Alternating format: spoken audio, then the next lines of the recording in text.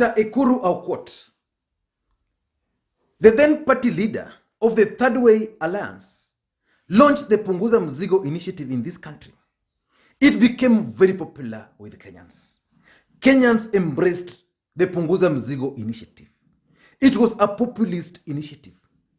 But unknown to most Kenyans, Punguza Mzigo initiative was not about changing the constitution. It was about stopping the Building Bridges initiative process. Remember, in March 2018, President Uhuru Kenyatta and Raila Odinga had the handshake. And after that handshake, they came up with the 9-point agenda. And then that 9-point agenda culminated into what is now commonly referred to as the Building Bridges initiative, which is going to culminate into a referendum.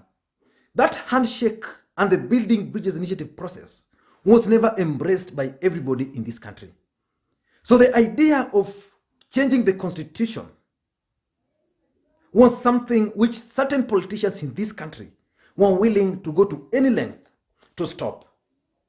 So the first initiative was the Punguza Mzigo initiative, to try and stop the Building Bridges initiative process. I know most of you guys are going to ask me, how was Punguza Mzigo initiative going to stop the Building Bridges initiative process? Very simple. This is how it was going to be achieved. They collected 1 million signature, which was okay. And some people like myself believe that this 1 million signature was never collected. They went into IBC database and picked the signatures. But 1 million signatures was collected. IBC approved the process. And it went to the counties. And at the county level, this is where they fell. They failed terribly. And assuming they went past county assemblies and say they received like 24 counties approving the bill, it would have been very simple. That would have marked the end of the Building Bridges initiative process this year. Because the Building Bridges initiative process has timelines. And again, in this country, you can't have a referendum, I don't know after how many months. So we were going to have, let's say, a referendum by now. Then during that period, no any other initiative was going to take place. So it was one of the most well thought out strategy to stop the Building Bridges initiative process, but it failed. So the Building Bridges initiative process is currently ongoing. And most Kenyans expected the Deputy President William Samoei Ruto to oppose the process. But being a shrewd politician, he decided to support it. I want to just assume he's going to support it because tomorrow he's likely to make an announcement. And from all indications, he's going to support it. And because he's supporting it, and most Kenyans expected him to oppose, the country was thrown into confusion. But a team has emerged, which is going to lead the new campaigns. Martha Karua, the former cabinet secretary, the former minister, for Constitution and Legal Affairs in this country. Then there is Professor Kivutha Kibwana, the Makwiny governor. Then there is David Ndii and several other civil society members. They are saying that they are going to stop the Building Bridges initiative process. So today I want us to look at the strategies which these gentlemen are going to apply. Because from all indications, these people might actually stop the Building Bridges initiative process. But before we go into all those details, if you're watching this video for the first time, I want you to take a second or two and click the subscribe button so that next time we produce a video like this, YouTube will automatically notify you. Now back to the main issue. How are these guys, Martha Karua, Boniface Mwangi, David Ndii, Professor Kivutha Kibwana, Nelson Harvey, William Mutonga, and the group are going to stop the Building Bridges initiative process? In my view, they have devised these strategies. Number one, the first strategy which they are using is actually legal battles. They are hoping that the courts are going to rule in their favor. So already David Ndii, Jairotich Sei, James Monde have gone to court. They have gone to court And they are being represented by Nelson Havi. Nelson Havi used to be Raila Odinga's lawyer, but he shifted to William Samoei Ruto's side. And the face of Nelson Havi in that camp is basically the face of the deputy president in that camp. So they've gone to court, and they're making a very simple prayer to court, that the court should rule that some 5 articles in the Constitution cannot be changed whatsoever. Some articles in some chapters of our 2010 Constitution cannot be changed. So they're talking of chapter 1, they're talking of chapter 2, they're talking of chapter 4, they're talking of chapter 9 and chapter 10. Assuming the courts are going to agree with them, that's going to mark the end of the Building Bridges Initiative process. Just that simple. So that's the first strategy. And the proponents of the Building Bridges Initiative went to court again to try and challenge that particular case. And the court has given them okay that these guys made serious constitutional issues which must actually be addressed by the courts. So in the legal issue, that's the first case they've taken to court. So BBI might just end like that. Then they're not ending it there. They're not taking chances. There's another case which was taken to the Supreme Court through Professor Kivutha Kibwana. Professor Kivutha Kibwana is making counter request for advisory opinion from the Supreme Court on the Building Bridges Initiative process. Professor Kivutha Kibwana was one of the proponents of the Building Bridges Initiative process. He was in Kisii. He attended all the BBI processes. And today, Professor Kivutha Kibwana has gone to court. This is what he's saying. His letter is saying, his advisory opinion, what he's seeking for is saying, the office of the governor, Makwiny County, has filed an advisory opinion at the Supreme Court, asking the court to provide guidance on 2 key issues concerning amendments of the Constitution. The 2 broad questions we have sent to the courts are as follows. I want you to listen carefully. Number 1 is whether a bill containing a proposed amendment to the Constitution should be only limited to an amendment to a single issue of the Constitution. Now, this is what someone has told me. This is actually what William Ruto is also trying to push for. That we go for a referendum, right? But we have several issues.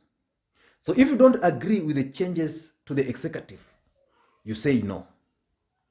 If you don't agree with any other part of those proposed changes, you say no.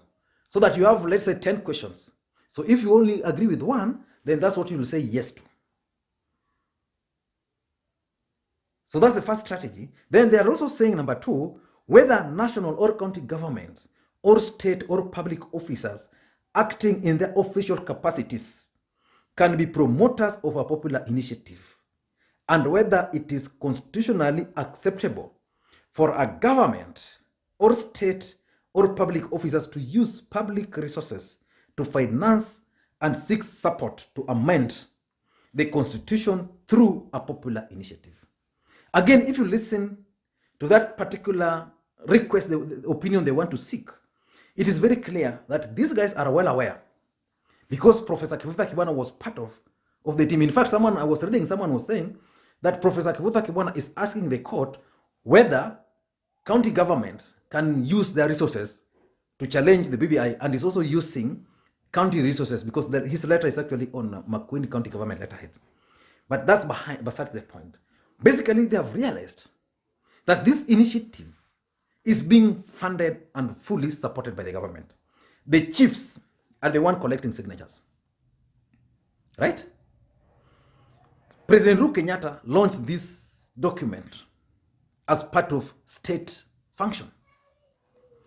County governors or county governments throughout the country have been going around the country and using their facilities and resources to campaign for this document.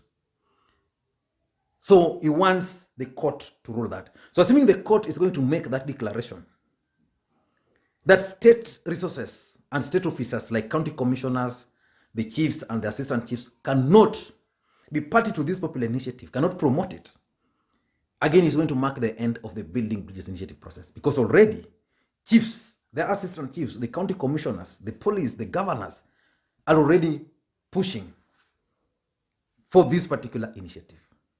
So they are planning to use the courts to stop the process. And because of the relationship between the state and the courts currently, these two cases have been taken to the Supreme Court. Justice Maraga might just decide to punish Uhuru on this. So that's the first strategy. Number two, they're planning to organize street protest across the country. So we are going to have a major street protest in Kisumu against the Building Bridges initiative process.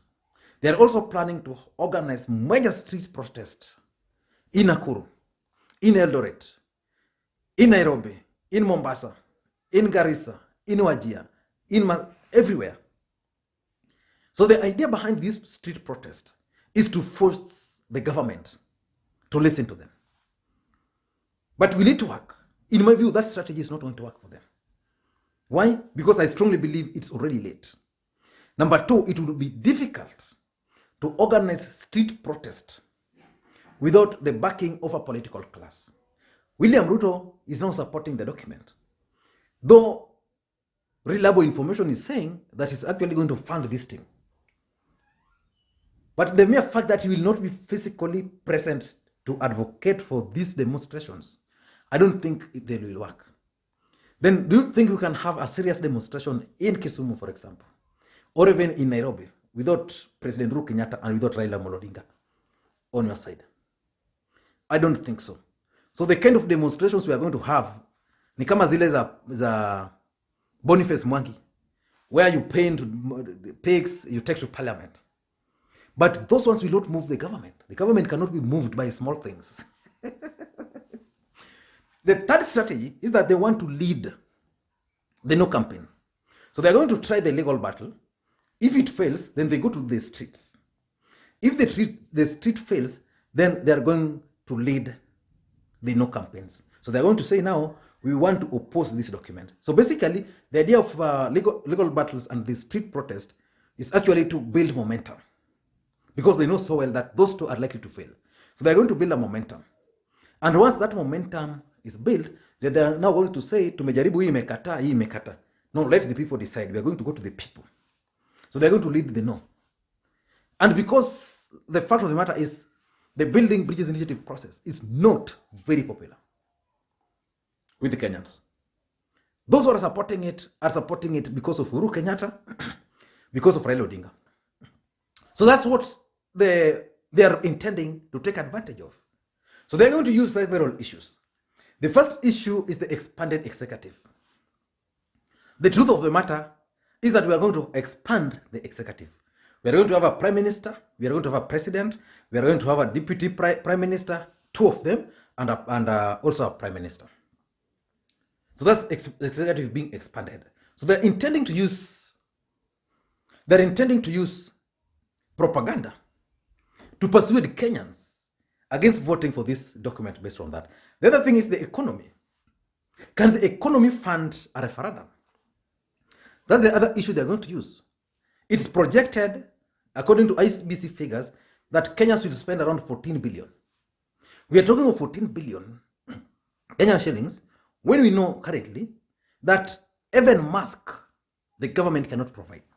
So I'm sure they are going to sit down somewhere and calculate the number of masks 14 billion can produce and the number of Kenyans have, so that 14 billion can provide Kenyans with enough masks. Then they're also going to use the COVID as a reason. So they'll be able, because those are some things which are very popular with Kenyans, to persuade Kenyans to vote. So I'm sure because of that, they're likely to get a good number of Kenyans saying no.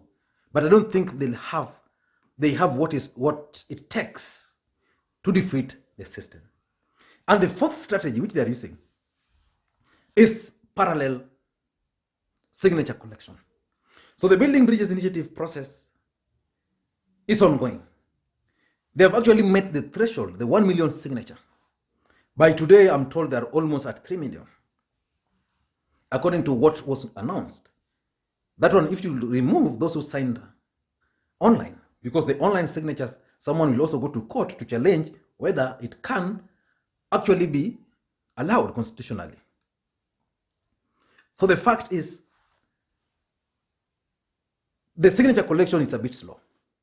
And for those who are keen, you should have realized that at some stage, there are instances where people are sponsored to just pass as people are signing. Hey, piteni msign, but they just move. But someone is strategically with a camera recording. So the idea here is that these guys are going to launch a parallel signature collection. And that signature collection is going to be something like fire.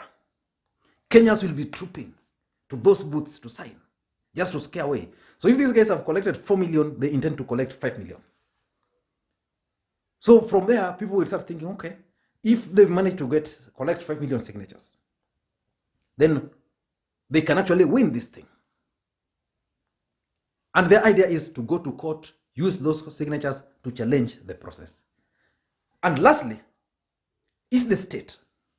And this takes us back to the court. They want to convince Kenyans that any change to the constitution cannot be initiated by the government.